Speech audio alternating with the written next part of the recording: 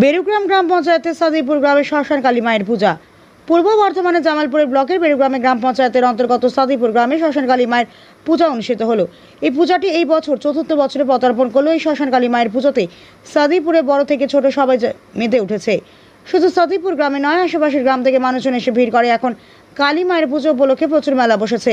বাজনা সহকারে মাকে নাচাতে নাচাতে বেদিতে নিয়ে যাওয়া হয়। আগামী বছর আরও বড় করে মায়ের পুজো করা হবে বলে জানিয়েছেন পুজো কমিটির সদস্যরা। উপস্থিত ছিলেন দেবব্রত চক্রবর্তী, সন্ধু খটোয়াল, দীপঙ্কর চ্যাটার্জি ইত্যাদি পুজো কমিটির সদস্যবৃন্দ।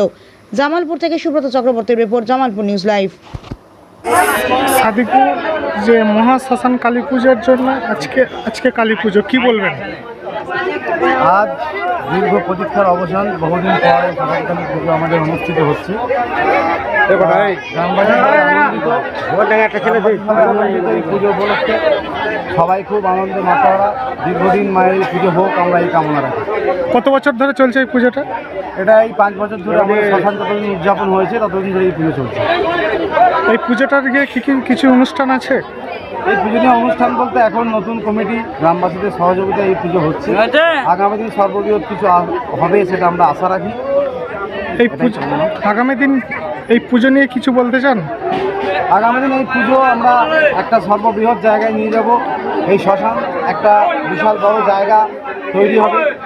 সমস্ত মানুষ, এলাকাবাসী সবাই এখানে আসতে পারবে, সেই ব্যবস্থা আমরা করব। আপনার নাম? দেবব্রত চক্রবর্তী। পরিচয়? আমি একজন ভারতীয় জনতা পার্টির কার্যকর্তা।